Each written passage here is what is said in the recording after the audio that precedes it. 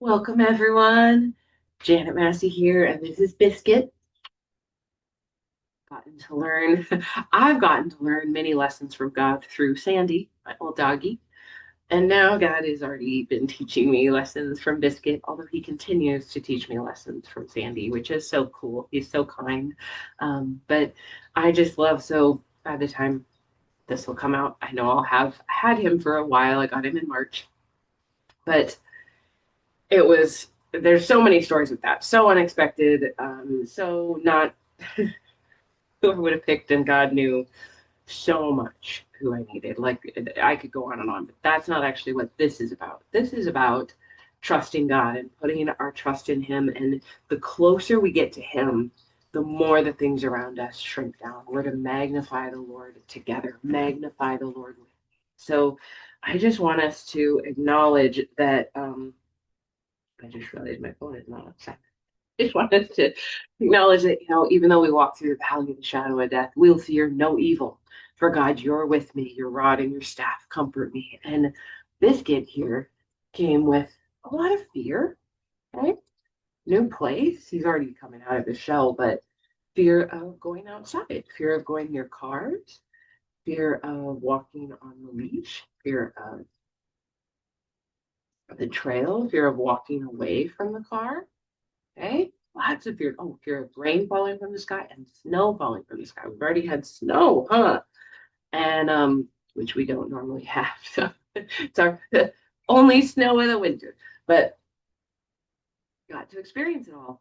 Well, it was all terrifying. But what I found is I'm his safety, right? So in the analogy, I'm God. We want to be close to God. The closer we get to God, the more we magnify the Lord, the more everything else shrinks, right? We're always going to fear something. Fear isn't just tremble in your boots, it's awe and reverence, it's obedience. And so, set him down.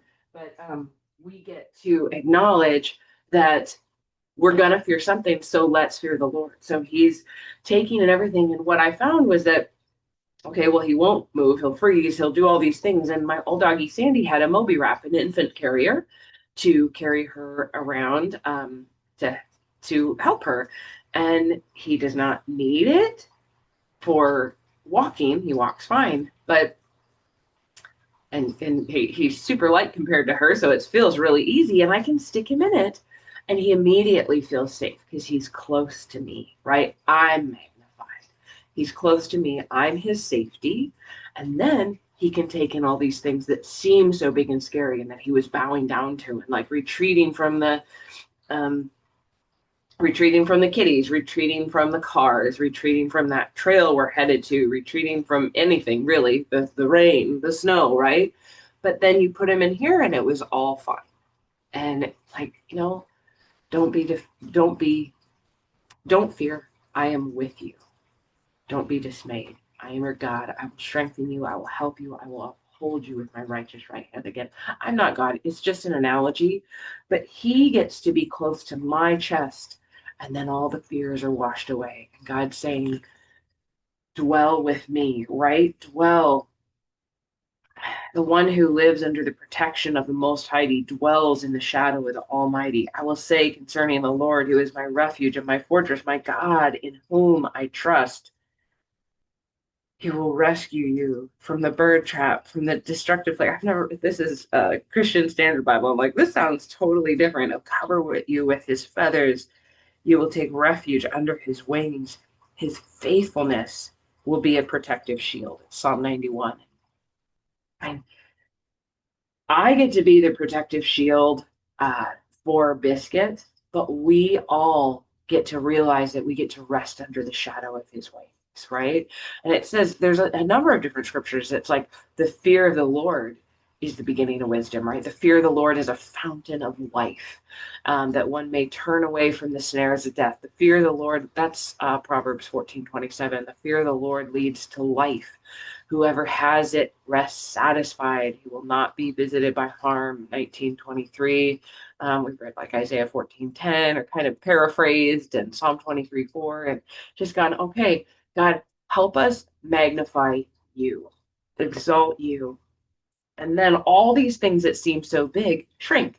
And that's basically what's happening. It's like, oh, when I'm with her, And I'm really focused on like this warmth, and I can feel the strength of her. Then the rain on my face isn't scary. The snow on my face isn't scary. That trail is fine. And eventually I let him down and he walks in the rain, in the snow, in the trail, and he's fine.